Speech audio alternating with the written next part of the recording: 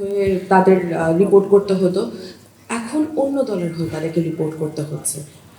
অন্যান্য অন্য দলের মানুষদেরকে এনে বসানো হচ্ছে বড় পোস্টে, ম্যানেজারিয়াল পোস্টে। এরকম জিনিসটা আমরা আমরা আমাদের আমাদের সংস্কার কমিশনের রিপোর্টেই দেখে এসেছি।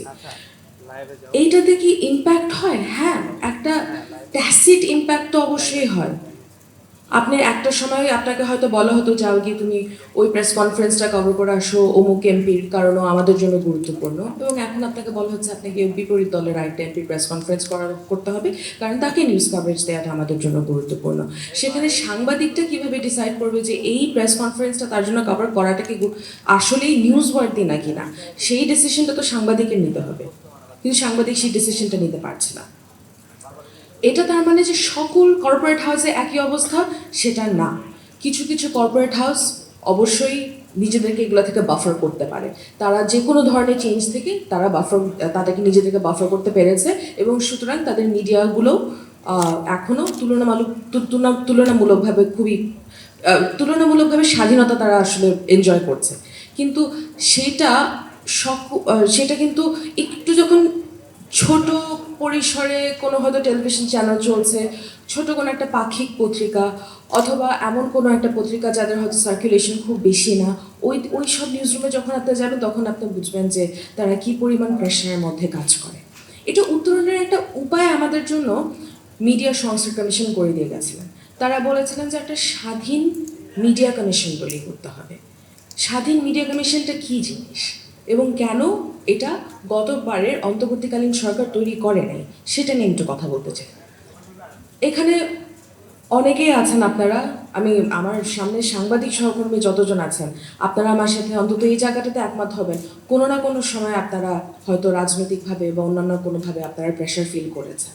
এই স্বাধীন মিডিয়া কমিশনের কাছে কি আপনি সেই বিষয়ে কমপ্লেন করতে পারতেন, অভিযোগ করতে পারতেন যে না, আমার নিউজ রুম থেকে আমাকে এই নিউজটা করতে বলা হচ্ছে, আমাকে হয়তো এমন একটা নিউজ করতে বলা হচ্ছে যেটা আসলে আমার মালিক পক্ষের ব্যবসায়িক ইন্টারেস্টের জন্য করতে বলা হচ্ছে আমাকে নিউজটা, আপনি ওই অভিযোগটাই স্বাধীন মিডিয়া কমিশনের কাছে করতে পারতেন। তারা সেই বিষয়ে পদক্ষেপ নিত। আবার অন্য দিক থেকে আমাদের অডিয়েন্স অনেক সময়, সাধারণ জনগণ অনেক সময় অসৎ সাংবাদিকতার ভিকটিম হয়ে থাকে। তারা তখন এই একই কমিশনের কাছে গিয়ে তাদের কাছে রিড্রেস চাইতে পারতো, সুবিচার চাইতে পারতো, যে না, যে এই সাংবাদিক আমার বিরুদ্ধে এই নিউজটা করেছে, এই নিউজটা সঠিক না, এই নিউজটাতে এই ভুল আছে, আমি প্রমাণস্বরূপ দিচ্ছি, আপনারা এই বিষয়ে কোনো না কোনো ব্যবস্থা নেন। স্বাধীন media commission would have protected both, would have protected the journalists, would have also protected the general people, the audience, the consumers. একটা খসড়া আইন তৈরি করা হয়েছিল এই স্বাধীন মিডিয়া কমিশনের জন্য। এই খসড়া আইনটা কোনোদিন আলোর মুখ দেখে নাই, এটা অধ্যাদেশ হিসাবে প্লেস করা হয় নাই, এবং এখনও এটা নিয়ে কোনো আলোচনা হচ্ছে না।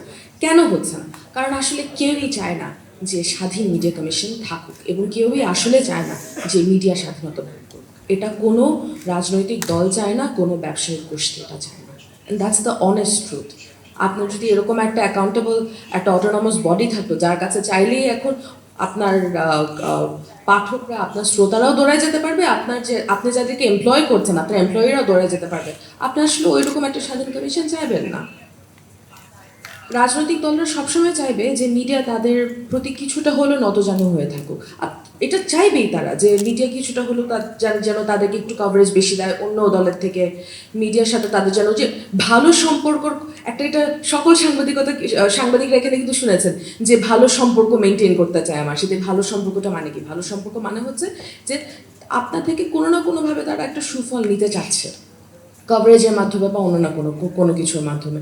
এবং সেই কারণেই nobody wants an independent journalism in Bangladesh. আমি একটু ওই জায়গাটাতে আসতে চাচ্ছি যে ব্যবসায়িক, এখন আমি want to play my own devil's advocate। কেন ব্যবসায়িক গোষ্ঠী দ্বারা মিডিয়া পরিচালিত হওয়া খারাপ কিছু না, এটা একটু কন্ট্রোভার্সিয়াল শোনাতে পারে, কিন্তু তাও আমি বলি। আমাদের সাংবাদিক সহকর্মী যারা আছেন তারাই আমাকে বলতে পারবেন যে রাস্তাঘাটে যখন আপনারা ফিল্ডে রিপোর্টিংয়ে যান, সারাদিন না খেয়ে থাকেন, এরকমও দিন গেছে। এরকম দিন গেছে আপনাদের। আপনারা আমাকে এটা বলবেন যে, আমি জানি আপনারা আমাকে এটা বলবেন যে আপনারা এমন, স্পেশালি গত 1.5 বছরে আমি এটা একটু বেশি শুনেছিলাম, ঠিক মতন বেতনটা দেয়া হচ্ছে না। আমাদের প্রিন্টের সাংবাদিকদের তো অন্তত ওয়েজ বোর্ড আছে, টিভি সাংবাদিকদের তো ওয়েজ বোর্ডও নাই। ওয়েজ বোর্ড ছাড়া তারা কাজ করে, এবং বেতন হয়তো ডিলে হচ্ছে, মাসের প্রথম সপ্তাহ পার হয়ে দ্বিতীয় সপ্তাহে চলে যাচ্ছে, তৃতীয় সপ্তাহে চলে যাচ্ছে। কিভাবে করে সংসার তারা চালাচ্ছেন এটা শুধুমাত্র তারাই বলতে পারবেন। আমাদের কমিউনিটিতে যখন কেউ ফ্ল্যাট কেনে, আমরা না খুব সেলিব্রেট করি। এটা ধরেন ব্যবসায়ী কমিউনিটিতে যদি আপনি যান, অথবা ডেভেলপমেন্ট সেক্টরে যদি আপনি যান, ওখানে কেউ ফ্ল্যাট কিনলেও আছে, হ্যাঁ ও ফ্ল্যাট কিনছে, এটা একটা খুব নর্মাল একটা বিষয়। কিন্তু আমাদের জন্য এটা একটা খুব বড় একটা বিষয় যে না, আমাদের মধ্যে একজন ওই পরিমাণ অর্থনৈতিক ভাবে তার ওই পজিশনটাতে সে যেতে পেরেছে যেখানে সেটা ফ্ল্যাট কিনতে পারছে। কারণ আমরা আসলেই সাংবাদিকদের বেতন ভাতা, বেতনের স্ট্রাকচার যেটা, এটা আমাদের মডার্ন যে ইকোনমি, এটার সাথে কোনোভাবেই সামঞ্জস্যপূর্ণ না। সেইখানে কর্পোরেট মিডিয়ার যে রোলটা, কর্পোরেট মিডিয়াতে যে সাংবাদিকরা কাজ করে, যদি একটু বড় কর্পোরেট মিডিয়া হয়ে থাকে, সেখানে বেতনটা রেগুলার হয়। আপনার সাংবাদিক যদি না খেয়ে থাকে, আপনার সাংবাদিক যদি তার বাচ্চার স্কুলের ফিসটা না দিতে পারে, তার থেকে আপনি কখনোই স্ট্যান্ডার্ডস আশা করবেন না। আপনি ভালো স্ট্যান্ডার্ডস মেনটেন করে সাংবাদিকতা আপনি চান যে কোনো সাংবাদিক ফেক নিউজ ছড়াবে না, মিসইনফরমেশন ছড়াবে না, ডিসইনফরমেশন ছড়াবে না, তাদের ট্রেনিং দেওয়া প্রয়োজন, অনেক কিছু আমি মানছি। কিন্তু সে যদি ওই পরিমাণ তার ইকোনমিক রিমিনারেশন না হয়, সে কখনোই কিন্তু আপনি যে স্ট্যান্ডার্ডের সাংবাদিক চাচ্ছেন আমাদের সমাজে, সেই স্ট্যান্ডার্ডটা আপনি কখনো পাবেন না। এখানে আসবেই হচ্ছে একটু গরিব ঘরের মানে রিক্রুটরা, যাদের জন্য হয়তো হ্যাঁ ঠিক আছে, মাসে 15,000 টাকা পেলাম, এটা দিয়ে আমার সংসার চলে যাবে, এটা দিয়ে আমি কোনো মতো করতে পারবো। তখন যেটা হয় যে তাদের এডুকেশনাল কোয়ালিফিকেশনটাও একটু কম হয় অন্যান্যদের তুলনায়। ওই কারণে কর্পোরেট মিডিয়াতে আমার এখনো পর্যন্ত আমি মনে করি যে কর্পোরেট মিডিয়ার কারণে আমাদের সাংবাদিকরা তাও যেটা হোক একটু মানে বেঁচে পড়ে থাকতে পারছে আর কি। তার মানে এই না যে কর্পোরেট মিডিয়ার প্রতি আমার কোনো আক্ষেপ নাই। অবশ্যই আমি প্রথমেই তো শুরুতে সেটা বলেছিলাম যে কিভাবে করে কর্পোরেট মিডিয়া তাদের যখন মালিকের শেয়ার বদলায়, হাত বদল হয়, তখন কি করে সাংবাদিকদের উপরে তারা প্রেশার ক্রিয়েট করে, সেটা আমি আগে আমি বলেছি। আমি এটাও বলতে চাই যে কর্পোরেট মিডিয়া আমাদের এখানে বিভিন্ন সময় অপসাংবাদিকতার বড় একটা জায়গায় ছিল হচ্ছে আসলে কর্পোরেট মিডিয়া দ্বারা করা যে সাংবাদিকতাগুলো। আপনারা সেটা আমলে আপনারা দেখেছেন যে মেইন যারা মজো সাংবাদিক তারা কিন্তু হয়তো তার সাহসের সাথে মাঠে গিয়ে তারা কোনো কিছু একটা কভার করছে, কিন্তু কর্পোরেট মিডিয়াতে, অনেক বড় বড় কর্পোরেট মিডিয়া হাউসে ওই সাহসটা তারা দেখায়নি, অথবা সাহস দেখাতে চাইলেও তারা সেই সাহসটা দেখাতে পারেনি, কারণ তাদের মালিক পক্ষের সাথে সরকারের একটা ওতপ্রোতভাবে রাজনৈতিক সম্পর্ক ছিল। তো ওইটা থেকে আবারও বের হয়ে আসতে হলে আমাদের ওই স্বাধীন মিডিয়া কমিশনের দিকে আগাতে হবে। স্বাধীন মিডিয়া কমিশন ছাড়া আমাদের আসলে সামনে we won't be able to go for solid independent journalism. We won't be able to achieve solid independent journalism if we don't have that. আমার প্রশ্নটা বাদ দিয়ে আমি আরেকটা জিনিস বলতে পারি।